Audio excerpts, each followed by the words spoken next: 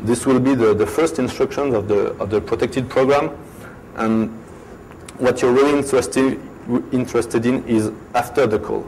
So if the disassembler can't follow it, you can do your analysis. So how does Metasm handle this kind of problem? The root of the problem in this case is that IDA does no analysis of the behavior of the code. Metasm, on the other hand, will try to emulate every instruction it encounters in the program to simulate the real behavior of the processor. So that's what we call binding. For an instruction, we associate the effects of the instruction. So a bit of a, well, for example, an add instruction, we see that, well, it's not really obvious, but you have the description of the semantic of the add instruction. You have the fact that the add instruction modifies its first argument using the addition of the first and the second argument, and you have also some effects on the flags of the processor that may be used later by conditional jumps or stuff like that. So we did this for most of the instructions in the IS32 opcode list. So we can have simple behavior like the add instruction, which just adds 2 registers. You can have more convoluted code like the call instruction. This one will push something on the stack. So you can use indirection, which is interact with memory. So for example, in the example before, the code, the binding of the call instruction will be that.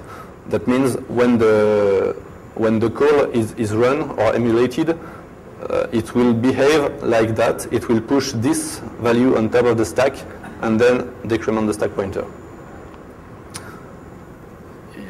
Metasm also handles some special expressions like unknown, which means that some instructions have from a static point of view, a random behavior. When you run rdtsc, you don't know after this instruction the value of EAX or EDX.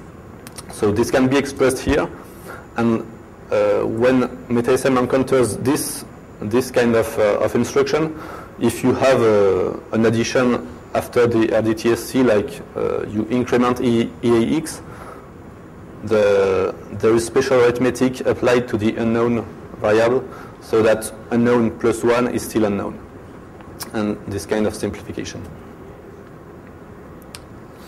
And so how do we use this binding to solve the problem that we encountered earlier with the call to a subfunction that modifies its return address? We use a symbolic emulation of the code flow. So this is what we call backtracking.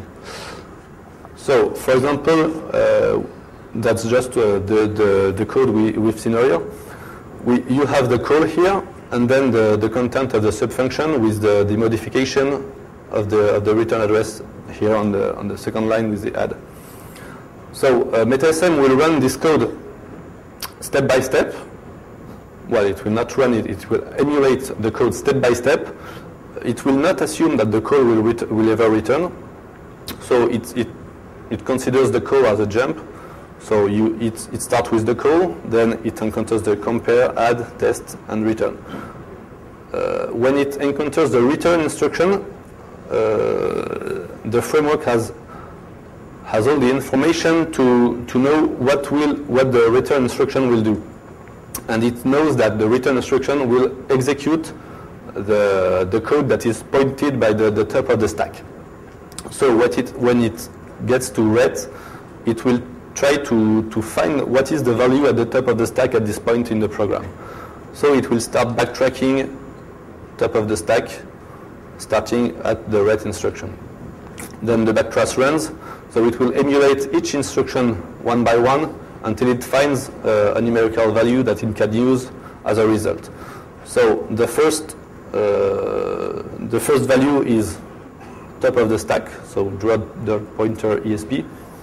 Then you woke up, test does nothing, you woke up, add, so the add interacts with the top of the stack. It adds the value 1 to the original value that you searched. So it was searching for draw.ptr ESP, and now it searches for the value of ESP plus 1. Then you get to the call, so you still don't know what's the value of ESP plus 1. And then the call has the binding we saw earlier. It pushes an address on top of the stack. So now Metasm knows what is the value of draw.ptr ESP, and it has 1, and it has solved the backtrace. And so it will generate this output, which is you have some instructions, a call to a subfunction.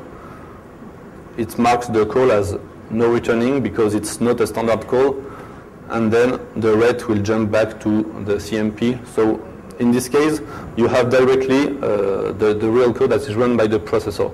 So what this means is that you can launch the deassembler on obfuscated code, and most of the time it will work around it will work its way around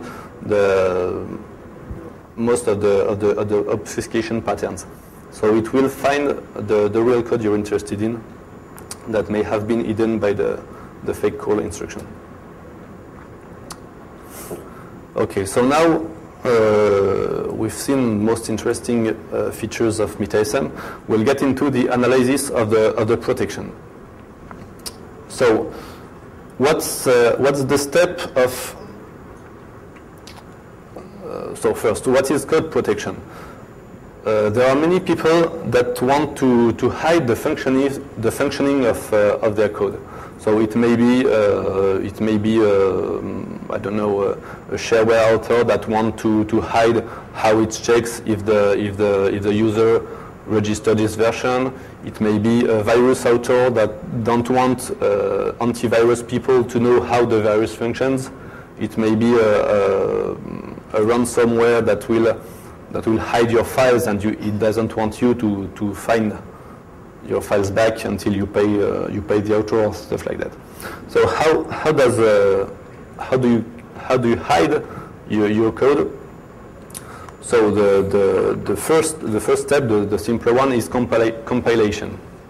So some people believe that you have your source code in C, you compile it, it's assembly is hard to read, so it's kind of protected. So it's a level of protection. If you want to go further, you can obfuscate code. That means instead of having a raw translation of your C code to assembly listing, you'll had another step, and then using your C listing, you'll obfuscate it and make it harder to read by people who know how to read assembly. So maybe instead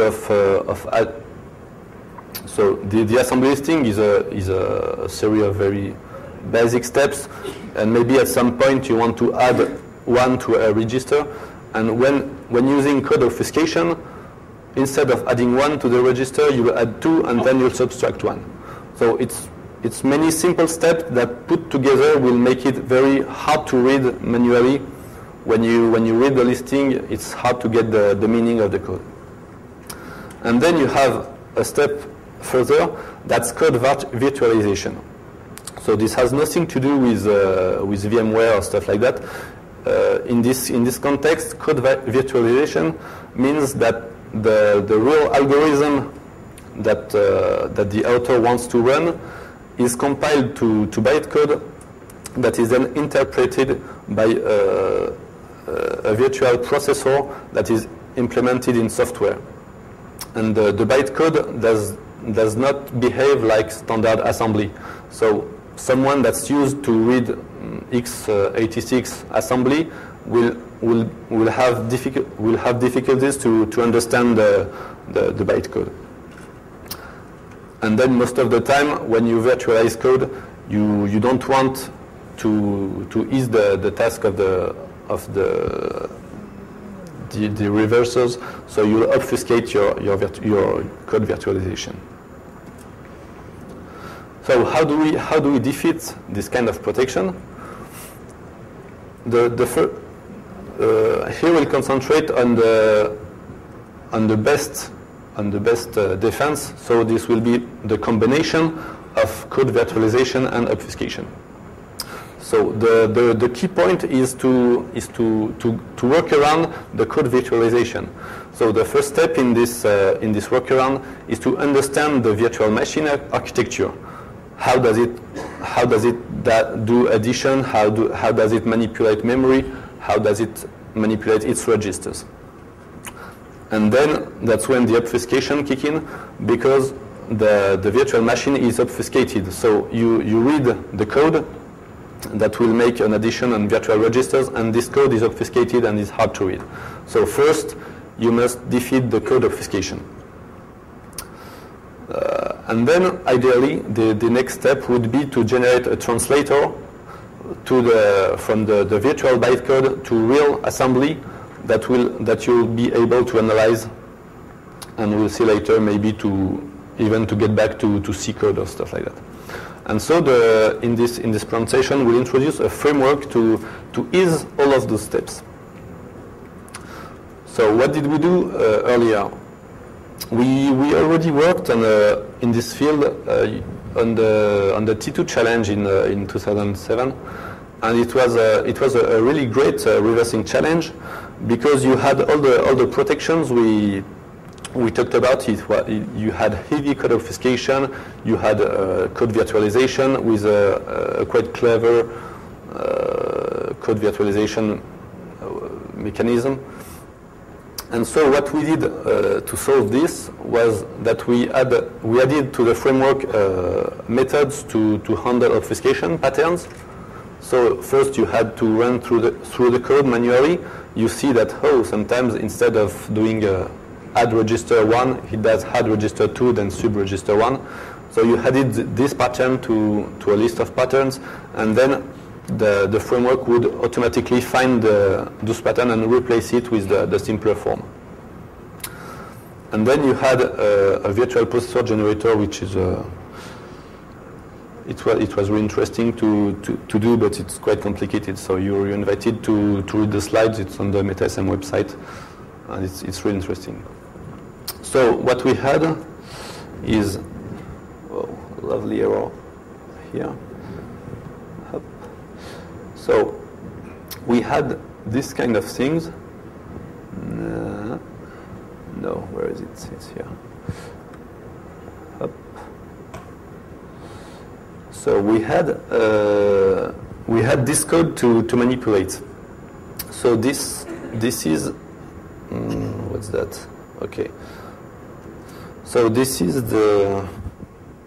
this is not what it should be. Le code obfusqué du T2. Okay, so my teammate will rescue me. C'est le 2. C'est le 07 démo. 2. Yeah, okay, thank you. So we had to, when you the code that was run by the challenge looked like that. So okay, now it's done. So you had nothing like that, in fact. So it was a Windows driver that was loaded in the kernel, and it answered to the, well, it does stuff like that. So when you wanted to analyze the code, you obtain stuff like that. So it's really hard to read. You have lots of arithmetic manipulations. You have register rotated in every sense. You have all kind of stuff that's really hard to read.